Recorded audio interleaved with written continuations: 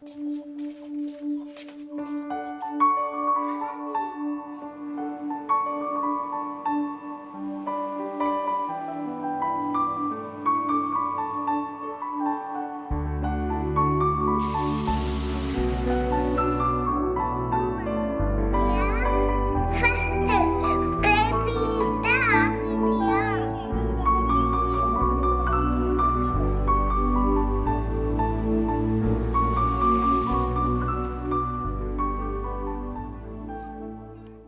friends, எல்லோருக்கும் வணக்கம். Welcome back to our channel. Hope எல்லாரும் ஹெல்தியாக சந்தோஷமாக இருப்பீங்கன்னு நினைக்கிறேன். இன்னைக்கு ஃபர்ஸ்ட் அப்டேட் என்னன்னு பார்த்தீங்கன்னா, நம்ம சேனலில் இதை கேட்காத ஆளுங்களே வந்து இருக்க மாட்டாங்க. நம்ம ஃபார்ம் ஹவுஸோட ஹோம் டூர் அப்டேட் தான். நான் ஹோல்ட் பண்ணி வச்சதுக்கான ரீசன் பார்த்தீங்கன்னா, கிச்சன் ஒர்க் வந்து முடிச்சுட்டு அண்ட் பூஜா யூனிட்டும் பார்த்தீங்கன்னா டிவி இருக்க வால்லையே செப்பரேட்டாக வந்து ரெடி பண்ண போகிறோம். இதுக்கான பேக் ஒர்க் பார்த்தீங்கன்னா ஒரு 7 to 8 monthஸாக நாங்கள் பண்ணிகிட்டே இருந்தோம். கொஞ்சம் கொஞ்சமாக மந்த்லி இவ்வளோ சேவிங்ஸ்ன்னு எடுத்து வச்சு அதுக்கப்புறம் ஒர்க் வந்து ஸ்டார்ட் பண்ண போகிறோம். மெட்டீரியல்ஸ் எல்லாம் வந்துருச்சு. நாளையிலேருந்து ஒர்க் ஸ்டார்ட் பண்ணிடுவாங்க. ஸோ ஒர்க் முடிக்க ஒரு 10 days ஆகும். அதுக்கப்புறம் க்ளீனிங்க்கு ஒரு 5 days, மறுபடியும் வீடியோ எடுத்து எல்லா ஒர்க்கும் முடிக்கிறதுக்கு எனக்கு ஒரு 5 days, டோட்டலாக 20 to 25 days பக்கம் ஆகும். கண்டிப்பாக நான் ஒரு 3 weekக்குள்ளே வந்து ஹோம் டூர் வந்து போஸ்ட் பண்ணிடுவேன். உங்களுக்கு ஃபஸ்ட்டு கிச்சன் டூர் வேணுமா இல்லை ஹோம் டூர் வேணுமா அப்படிங்கிறத மறக்காமல் வந்து கமெண்ட்டில் சொல்லுங்கள். முடிஞ்ச அளவுக்கு எவ்வளோ சீக்கிரம் போட முடியுமோ அவ்வளோ சீக்கிரம் போட வந்து நான் ட்ரை பண்ணுறேன். ஸோ லேகன் பார்த்தீங்கன்னா ஃபேன்சி ட்ரெஸ் காம்படிஷன் இருந்தது. ஒரு 1.5 வாரம் வந்து அதுக்கு ப்ராக்டிஸ் கொடுத்துட்டே தான் இருந்தோம். நான் மிஸ்கிட்ட சொன்னது, நான் ஃபோர்ஸ் பண்ண மாட்டேன் மிஸ், நான் சொல்லி கொடுக்குறேன், அவன் வந்து சொன்னானா நம்ம வந்து காம்படிஷன் கண்டினியூ பண்ணால், இல்லைன்னா வேண்டாம் அப்படிங்கிற மைண்ட் செட்டில் தான் இருந்தேன். நான் பண்ணது, நான் சொல்கிறேன் இதை சொல்லு அப்படின்லாம் வந்து அவனை மிரட்டி நான் எதுவுமே பண்ண வைக்கல. நான் சொல்லும்போது இதை சொல்லு தங்கம், அம்மா திருப்பி சொல்கிறேன் அப்படின்னு வந்து ஸ்டார்ட் பண்ணேன். அப்புறம் அத்தை, மாமா, தீபி, ஹஸ்பண்ட் எல்லாருமே பார்த்தீங்கன்னா எனக்கு சொல்லிக் கொடு லேகன், எனக்கு சொல்லிக் கொடு லேகன்னு சொல்லிகிட்டே இருப்பாங்க. அதனாலே பார்த்தீங்கன்னா அவன் ஈஸியாக வந்து கிராப் பண்ணிவிட்டு அதை வந்து சொல்லவும் ஸ்டார்ட் பண்ணிட்டான்.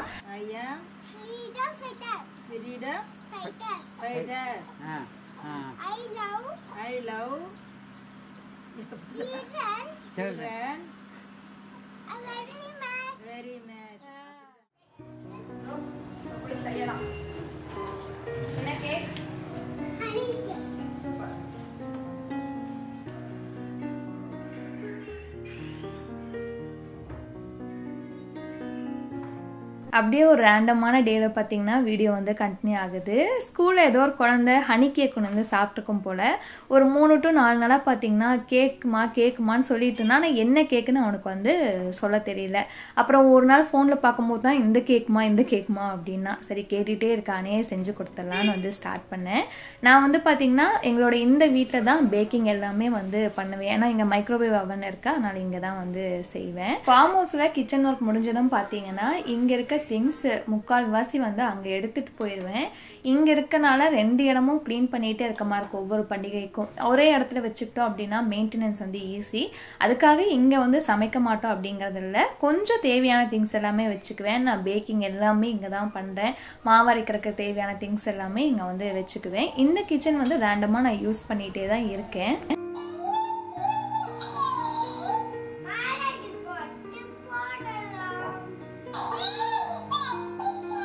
அப்படியே இன்னொரு தாட்டும் பார்த்தீங்கன்னா ஓடிட்டே இருக்குது. என்னென்னா இந்த கிச்சன் வந்து டெடிக்கேட்டடாக பேக்கிங்க்கே வச்சுக்கலாமா, கிச்சன் ஒர்க்லாம் முடிச்சு 2 கிச்சனும் வந்து செட் பண்ணதுக்கப்புறம் ஆன்லைனில் பேக்கிங் கிளாஸ் வந்து ஜாயின் பண்ணி லேர்ன் பண்ணலாமான்னு யோசிச்சுட்ருக்கேன். பட் எந்த அளவுக்கு வந்து சாத்தியம்னு தெரியல. ஒரு வேளை ஜாயின் பண்ணி கற்றுக்கிட்டேன் அப்படின்னா அதுக்கப்புறம் வந்து நான் வீடியோவில் வந்து ஷேர் பண்ணுறேன். ஜாயின் பண்ணும்போதே ஷேர் பண்ணிவிட்டேன் அப்படின்னா அதுக்கப்புறம் ஒரு வேளை ஸ்டாப் பண்ணிட்டோம்னா அதை பற்றின என்கொயரிஸ் நம்மக்கிட்ட வந்துகிட்டே இருக்கும்ல. அதனால் வந்து நான் கற்றுக்கிட்டதுக்கப்புறம் ஷேர் பண்ணுறேன் உங்ககிட்ட. இப்போ வந்து அந்த பேக்கிங் அதிகமாக பண்ணுறனால இந்த மெஷரிங் கப்பு, அதுக்கப்புறம் பார்த்திங்கன்னா இந்த டீஸ்பூன், டேபிள் ஸ்பூன் அதெல்லாம் வந்து கொஞ்சம் அப்பப்போ போகும்போது கலெக்ட் பண்ணி வச்சுட்டே இருக்கேன். ஸோ ஓரளவுக்கு தேவையானதெல்லாம் கலெக்ட் பண்ணிட்டேன்னு நினைக்கிறேன். இப்போது கேக் செய்ய வந்து ஸ்டார்ட் பண்ணிடலாம். ஒரு முட்டை வந்து எடுத்திருக்கேன். இப்போ மெஷரிங் கப்பில் 1/2 கப், அந்த கப்பில் தான் வெட்டி இன்க்ரீடியன்ட்ஸ் எல்லாமே எடுத்துக்க போகிறேன்.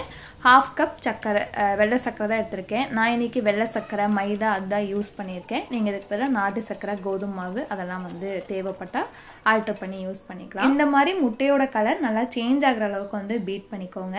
இப்போ அதே கப்பில் 1/2 கப் வந்து ரீஃபண்ட் ஆயில், அது வேண்டாம் அப்படின்னா உருக்கின வெண்ணெய் கூட எடுத்துக்கலாம். அதுக்கப்புறம் காய்ச்சி ஆற வச்ச பால் 1/2 கப், 1 டீஸ்பூன் வந்து வெண்ணிலா எசன்ஸ். இதெல்லாம் பார்த்தீங்கன்னா அத்தைட்டையும் அம்மாட்டையும் வந்து கற்றுக்க முடியாது. 2-3 யூடியூப் வீடியோஸை ரெஃபரன்ஸாக எடுத்து தான் நான் வந்து ட்ரை பண்ணியிருந்தேன். உங்களுக்கு இது வேண்டாம் அப்படின்னா ஸ்கிப் பண்ணிக்கோங்க. வேறு ஏதாவது பேக்கிங்னே டெடிக்கேட்டடாக வீடியோ போட்டிருப்பாங்க, அதை பார்த்து கூட நீங்கள் லேர்ன் பண்ணிக்கலாம்.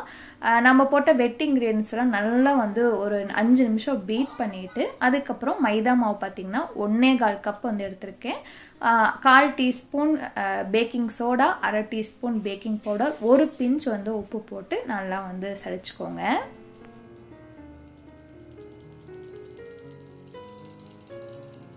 அவ்வளோதான். இன்றைக்கி கேக் செய்கிறதுக்காகவே சார் வந்து இந்த வீட்டுக்கு வந்தார். இல்லைன்னா வந்ததும் அத்தை கூட தான் வந்து கிளம்பியிருப்பான்.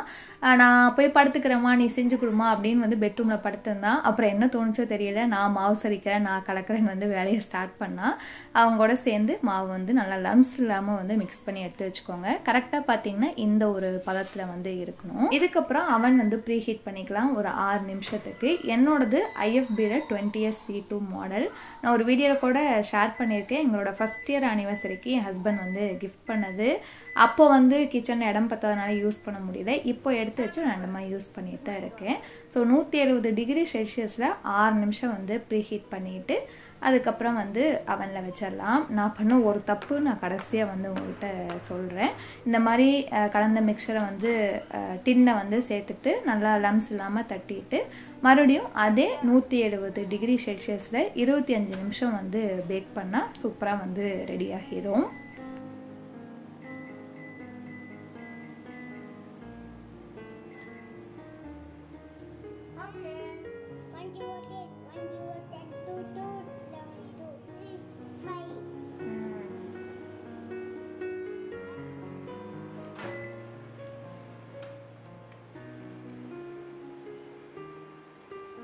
கேக் பார்த்தீங்கன்னா நம்ம வச்ச அந்த 25 நிமிஷம் டைமிங்லேயே சூப்பராக வெந்துருச்சு. குச்சியில் கத்தி வச்சு குத்தி பார்த்தீங்கன்னா இந்த மாதிரி க்ளீனாக வரணும். இப்போ கேக் வந்து ஆற விட்டுடலாம். இதுக்கு மேலே போடுறதுக்கு honey syrup, jam syrup, desiccated கோகோனட்லாம் தேவை. என்கிட்ட டெசிகேட்டட் கோகோனட் இல்லை. அதனால் பார்த்தீங்கன்னா ஒரு பத்தை தேங்காயை மிக்சியில் போட்டு துருவலாட்டை ரெடி பண்ணி பேனில் போட்டு லைட்டாக ஈரப்பதம் போகிற அளவுக்கு ஃப்ரை பண்ணிக்கோங்க. ரொம்ப ஃப்ரை பண்ண வேணாம்.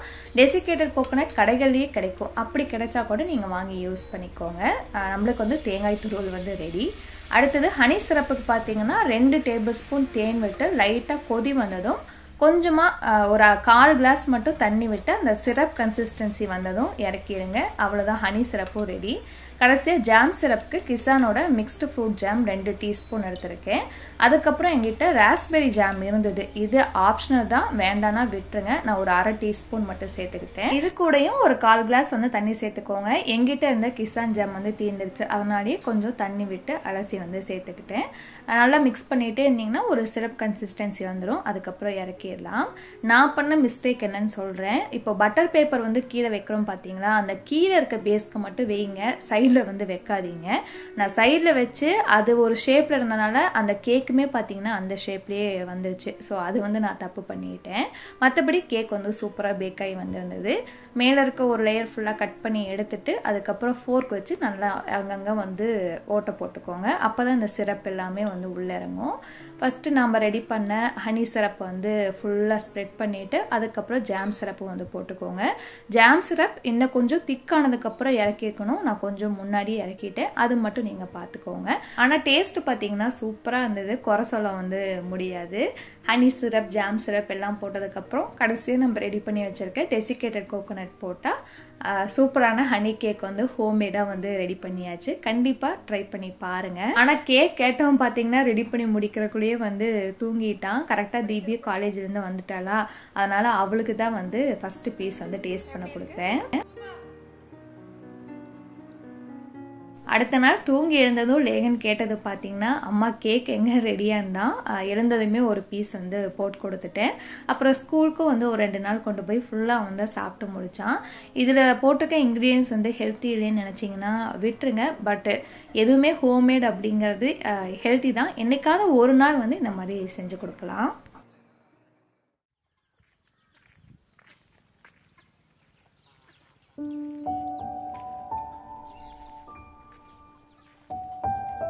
ஸோ கார்டனில் பார்த்தீங்கன்னா அன்றைக்கி செம்பருத்தி பூ நிறைய பூத்திருந்தது. சாமிக்கு போடலான்னு நினைக்கிற அன்றைக்கி 1 இல்லை 2 பூ தான் இருக்கும். சரி நம்ம பறித்து ஃப்ரிட்ஜில் வச்சிடலாம், சாமி கும்பிட்ற அன்றைக்கி போட்டுக்கலான்னு தான் அன்றைக்கி வந்து ஃபுல்லாக பறிச்சிட்டு வந்தேன். அவ்வளோ அழகாக இருந்தது.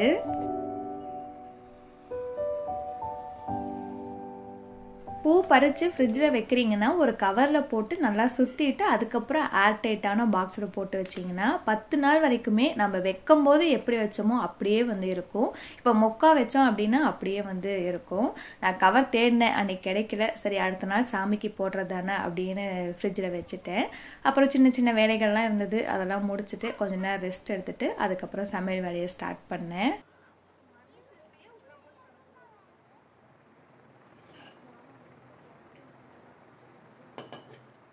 நைட் சாப்பாட்டுக்கு சிம்பிள் அண்ட் ஈஸி ஒரு 10 நிமிஷத்தில் செஞ்சு முடிக்கிற 1 pot சாம்பார் இட்லி தோசைக்கு சூப்பராக இருக்கும். எங்கள் அம்மாவோட ரெசிபி.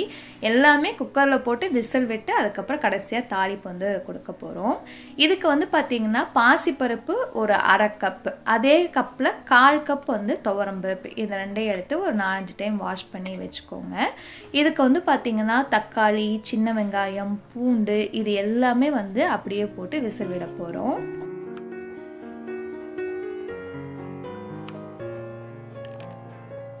இப்போ கழிஞ்சு வச்சிருக்க பருப்பில் பார்த்தீங்கன்னா 5 சின்ன வெங்காயம், 4 பச்சை மிளகாய், 6-7 பல் பூண்டு, ஒரு பெரிய சைஸ் தக்காளி, கொஞ்சம் கருவேப்பிலை, கொத்தமல்லி போட்டுக்கோங்க. அதுக்கப்புறம் மசாலா ஐட்டம் பார்த்தீங்கன்னா மஞ்சள் தூள் 2 டீஸ்பூன், சாம்பார் தூள், கரம் மசாலா ஒரு 1/4 டீஸ்பூன். என்னது சாம்பாருக்கு வந்து கரம் மசாலாவான்னு யோசிப்பீங்க, பட் போட்டு பார்த்துட்டு ட்ரை பண்ணிவிட்டு எனக்கு சொல்லுங்கள். இப்போ தண்ணி ஊற்றுறோம் பார்த்தீங்களா, இந்த டம்ளரில் தான் 1/2 டம்ளர் பாசிப்பருப்பு, 1/4 டம்ளர் வந்து துவரம்பருப்பு எடுத்தேன்.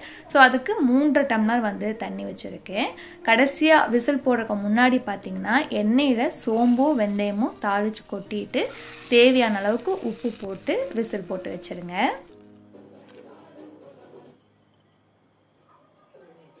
குக்கரில் பருப்பெல்லாம் வேக வைக்கும் போது தண்ணி ஃபுல்லாக வெளியே வந்துடுது. உங்களது எப்படி வரதில்லைன்னு கேட்டிருந்தீங்க. நான் என்ன பண்ணுவேன்னு பார்த்தீங்கன்னா பருப்பு போட்டோம்னா இந்த மாதிரி நுரை கட்டி வரும். அந்த நுரையெல்லாம் அடங்கி கொதிக்க ஆரம்பித்ததுக்கப்புறம் விசில் போட்டு அடுப்பை சிம்லேயே வச்சு தான் விசில் விடுவேன். ஒரு 6 விசில் விட்டு எடுத்துக்கலாம்.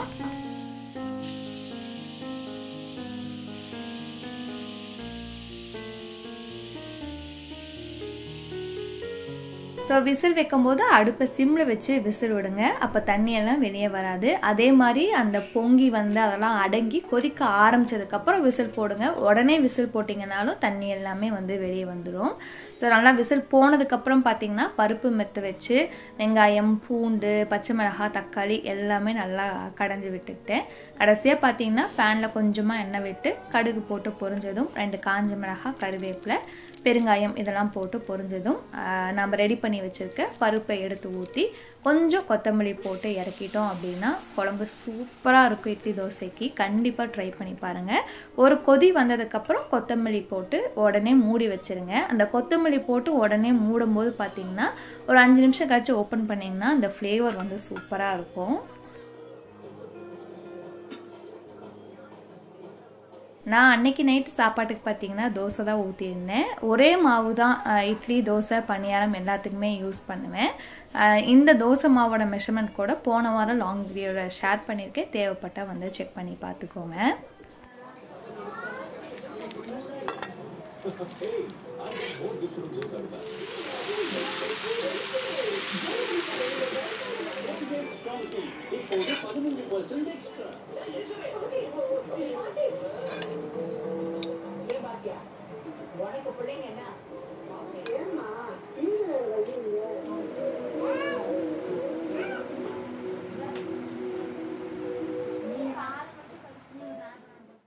இந்த வீடியோ பார்த்தீங்கன்னா போன வாரம் ஃபுல்லாகவே ஒவ்வொரு நாளில் எடுத்தது தான்.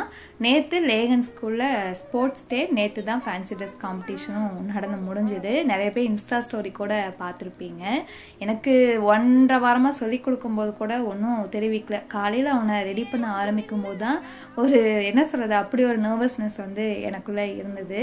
அண்ட் காஸ்டியூமும் பார்த்தீங்கன்னா ஃபுல் அண்ட் ஃபுல் ஒயிட் தான் வந்து அவங்க ரெஃபரன்ஸ் இமேஜாக அனுப்பியிருந்தாங்க. எங்கள் ஊரில் முடிஞ்ச அளவுக்கு தேடி பார்த்தேன், கிடைக்கல. சரி ஒரு சாண்டல் ஓரியன்டாக எட்டுவாங்கன்னு சொன்னால இது கிடைச்சதே எடுத்துகிட்டு வந்திருந்தோம். பட் காஸ்டியூமும் பார்த்தீங்கன்னா உனக்கு பக்காவாக வந்து சூட் ஆயிருந்தது. அந்த நேரு மாமாவோட தொப்பி வந்து பார்த்தீங்கன்னா கிடைக்கல. அப்புறம் கேன்வாஸ் வாங்கிட்டு வந்து தீபி யூடியூப்பில் வீடியோ பார்த்து அவளே வந்து ரெடி பண்ணியிருந்தா. ஸோ அந்த காஸ்டியூமில் ரோஜா பூ குத்துனதுக்கப்புறம் பார்த்தீங்கன்னா சூப்பராக இருந்தான். எனக்கே கண்ணு பட்டுருச்சு, அவ்வளோ அழகாக இருந்தான்.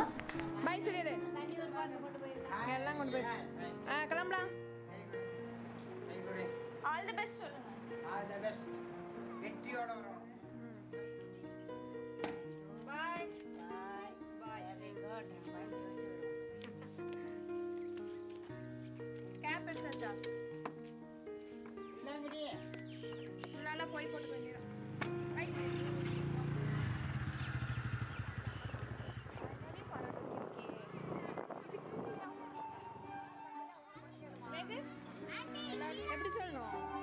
வீட்டிலேருந்து கிளம்புற வரைக்குமே நல்லா ஜாலியாக இருந்தான். சொல்லி கொடுத்ததெல்லாம் மறுபடியும் ஒரு வாட்டி எல்லாத்தையும் சொல்லி காமிச்சிட்டு தான் வந்தான். ஸ்கூலுக்கு வந்துமே இந்த ரோஜா பூலாம் குத்தி எல்லாம் ரெடி பண்ணி பிஸ்கட்டை கொண்டு விடுற வரைக்கும் அழுகவே இல்லை. பட் பிஸ்கட்டை விட்டு இந்த பக்கம் நாங்கள் வந்ததும் அழுக ஆரம்பிச்சிட்டான். சரி ரைட்டு இன்னைக்கு சொல்லுவானா மாட்டானா அப்படின்னு ஒரு ஆசிரியேஷன்லேயே இருந்துகிட்டே இருந்தேன். மிஸ் வந்து அவன் சொல்லி கொடுக்குற வரையும் நீங்கள் அவன் கண்ணிலேயே பற்றாதீங்க, எங்கேயாவது பின்னாடி போய் உட்காந்துக்கோங்க அப்படின்னாங்க.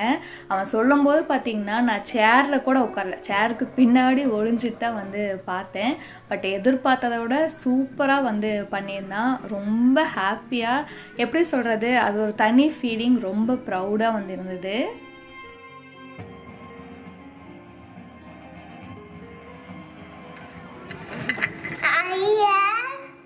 Good morning to all.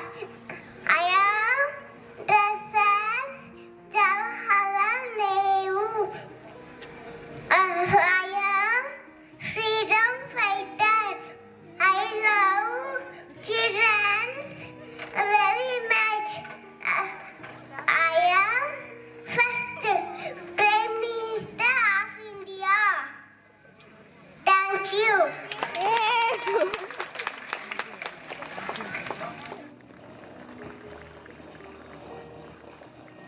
எங்கிட்ட பார்த்தீங்கன்னா மிஸ்ஸு ஃபேன்சி ட்ரெஸ் காம்படிஷன் மட்டும்தான் சொல்லியிருந்தாங்க.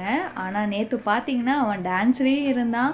அதுக்கப்புறம் வாட்டர் பாட்டில் தூக்கிட்டு ஓடுற கேமில் லாஸ்ட் ஒரு 5 ஃபைனலிஸ்டில் அவனும் ஒருத்தனாக இருந்தான். ஸோ அந்த 2 கேம்லேயுமே வந்து நல்லா சூப்பராக participate பண்ணியிருந்தான்.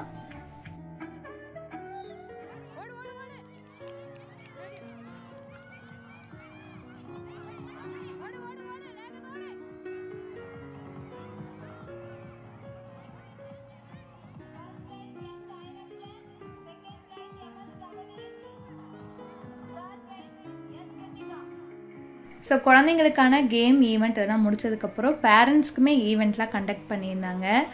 Musical chair, lucky corner, அதுக்கப்புறம் காலையில் அம்மா தானே ஹரிபரியாக குழந்தைங்கள ரெடி பண்ணுறாங்க, அப்பா வந்து அந்த ஸ்ட்ரகிளை தெரிஞ்சுக்கணுங்கிற கான்செப்ட்லாம் காம்படிஷன் வச்சுருந்தாங்க. நான் விளையாண்டது பார்த்திங்கன்னா லக்கி கார்னர். போயிட்டு ஃபஸ்ட்டு ஆளாக லக்கியாக வந்து வெளியே வந்துட்டேன். இருந்தாலும் ஒரு புது எக்ஸ்பீரியன்ஸ். அம்மாவாக வந்து இந்த மாதிரி ஈவெண்ட்ஸ் எல்லாம் வந்து இதான் ஃபஸ்ட் டைம் வந்து பார்ட்டிசிபேட் பண்ணி பார்க்குறேன். லாஸ்ட் இயர் பார்த்தீங்கன்னா சரஸ்வதி பூஜைக்கு தான் லேகனம் வந்து ஸ்கூலில் சேர்த்துருந்தோம். அதனால் லாஸ்ட் இயர் வந்து மிஸ் பண்ணிட்டோம். இந்த இயர் தான் ஃபஸ்ட் இயர். ரொம்ப நல்லா டே வந்து சூப்பராக வந்து எங்களுக்கு முடிஞ்சுது. கண்டிப்பாக இந்த வீடியோவும் உங்களுக்கு ஒரு கம்ப்ளீட் பேக்கேஜாக என்ஜாய் பண்ணி பார்த்துருப்பீங்கன்னு நினைக்கிறேன். இதே மாதிரி இன்ட்ரெஸ்டிங்கான இன்னொரு வீடியோவில் நெக்ஸ்ட் வீக் மீட் பண்ணலாம். தேங்க்ஸ் ஃபார் வாட்சிங். பபாய்.